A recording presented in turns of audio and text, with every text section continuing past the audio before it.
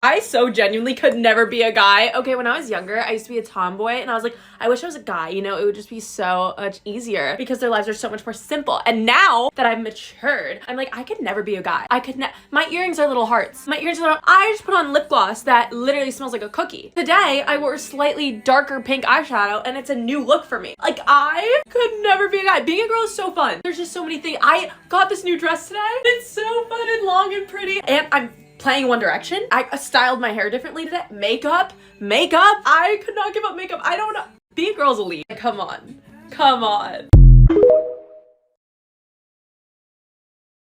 Let's have a little girl talk. I'm gonna tell you guys rules that I live by, and trust me, you're gonna wanna listen. Ever fight over a guy. Ever. This is just one of the rules that I live by. I will never, ever argue with someone over a guy or try to win over a guy. My theory is that if you have to put up a fight for him, he was never yours to begin with. If a guys make you feel like you're just an option or you have competition to like win him over, and this is kind of the same way that I view cheating.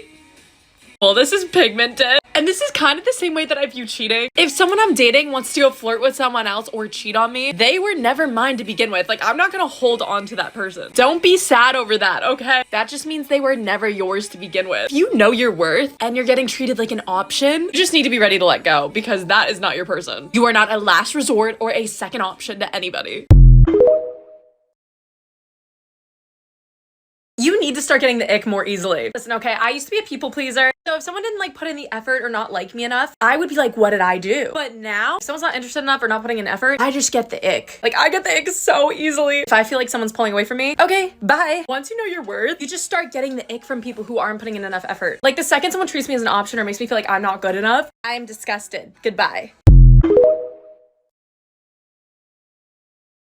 Isn't it crazy how something one person says can kind of like stick with you and haunt you for the rest of your life? Story time. Okay, when I was in middle school, I was in chorus. Yes, I did chorus. There was this girl who was standing in front of me, and she was like one of the popular girls, you know? I was sitting behind her, and I guess the teacher said something funny. Like, he was a whack teacher. He would always say crazy things, and I laughed at the joke. But keep in mind, if you know me, you know my laugh is a little bit crazy. I have a little bit of a cackle. It's not a normal laugh at all, okay? I know that. But the girl was so mean. So the girl in front of me, let's call her Poppy. I don't know. Poppy turns to the girl next to her and she goes, that is the fuggliest laugh I've ever heard.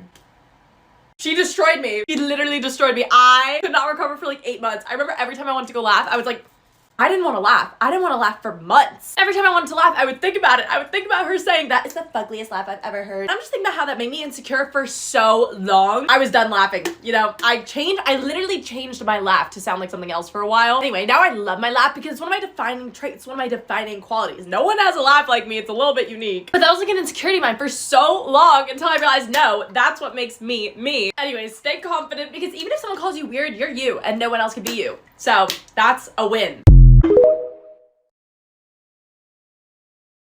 I get a lot of questions from you guys asking, what do I do if a guy ghosts me? What do I do if he's playing games with me? Let's talk about it. There is genuinely only one correct response to this. First, why is he doing this in the first place? If a guy's playing games with you, it's one of two situations, okay? Either he wants to see how you're gonna respond, or he genuinely just doesn't care that much about you. So if you want to pull the powerful, confident move, then you need to genuinely not care at all. What I mean by this is that usually if someone's pulling away, we feel the need to like overcompensate. I know you want to double text. I know you want to post something on your story. I know you want to snap him. Don't do any of the above. Do you know what you're telling people if you do that? You're telling that person that they can treat you however they want and you're gonna put up with it. So instead of reacting, if someone wants to pull away or play games with you, you're gonna take all that energy that you were using on them and channel it into yourself. Because listen, we do not have time for games. Someone who's actually worth your time would not play games with you because they wouldn't want to risk losing you. And once you learn that, it actually becomes really unattractive to see anyone else like play games. To me, if someone tries to play games like that, like pulls away, stops texting me just to see how I'll respond, I'm literally like, okay, bye. And it throws them off because they don't expect it. I know it's hard when you really want to talk to them or you really like someone, but value yourself more. That is more important.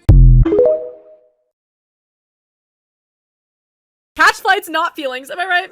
I've been traveling by myself a lot recently, which is low-key giving me main character syndrome. And this is how I entertain myself. I took my daily hot girl walk and then I decided to have a really good in-depth conversation with myself. Also, I got this lemonade. I always pick up a sweet treat for myself because duh. Life hack of a lifetime. Bring a nail polish to the airport and do your nails while you're waiting. Then you have fresh nails and then you look cute. Time to look for the love of my life. But then I remember we don't chase, we attract. So I decided to just sit there and look cute and strike some poses. But no one walked up to me. Weird. I guess they were nervous. I don't know how, but I hurt myself, which is pretty on brand for me. Stay tuned for the next airport vlog.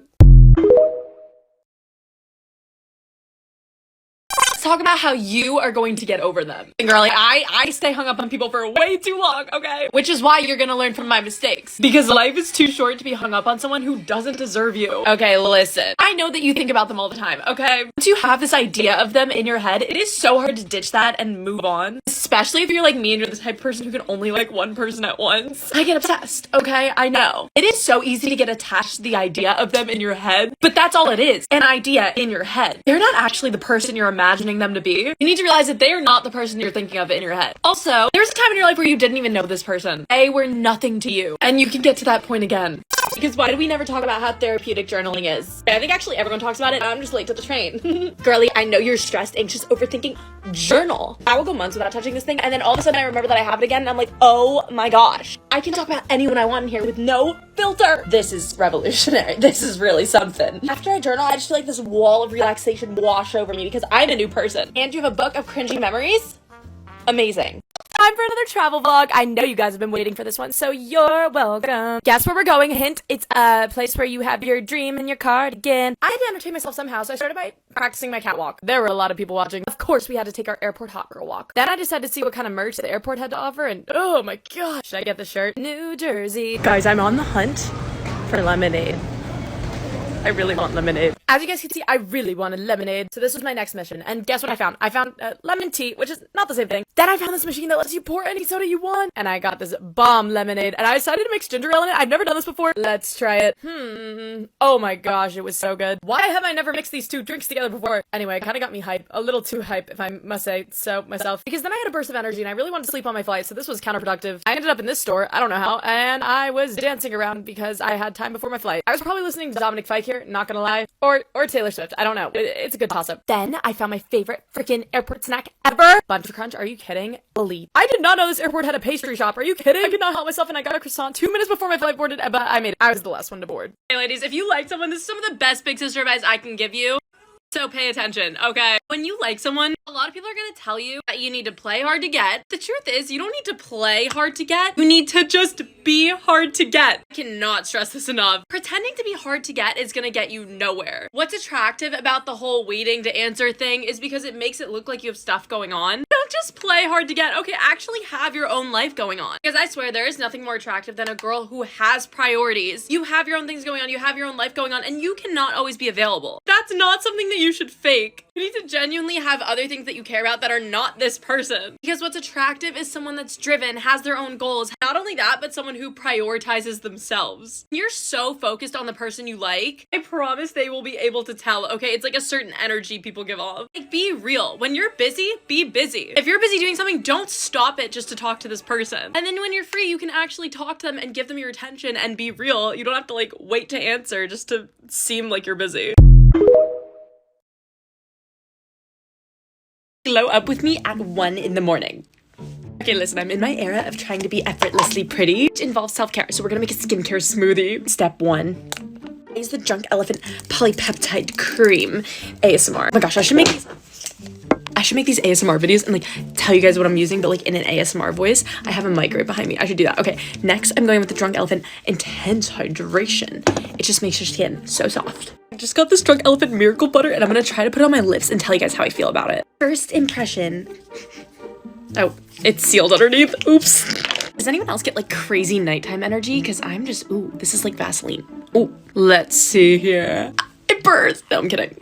That is instantly hydrating. I want to start making these nighttime skincare videos because they're really giving me sleepover vibes. Let me know what topics we should talk about when I do my nighttime skincare. I'll tell you guys about my love life. It's going terribly. Time to mix the skincare smoothie and apply it to the skin. Ooh, it's so freaking, it's like applying jello to your skin. It feels so good. I already feel like my skin is glowing, like it's already radiating. I really want to make this a new series because I love a good nighttime chat. There's not a lot of skincare products that I swear by. I swear by this eye cream. I am not the clean girl aesthetic. Okay, I think I still have makeup under my eyes, but we're just gonna apply some eye cream to really help us look youthful. Okay, I can't hide it anymore. Guys, I bought this hair curling contraption. This witchy contraption I got today at Marshall's. I'm so excited because I'm gonna do my hair with it. I'm gonna do my hair with it tonight and see if I wake up like Gigi Hadid. I mean, the skin is skinning. Let's move on to the hair.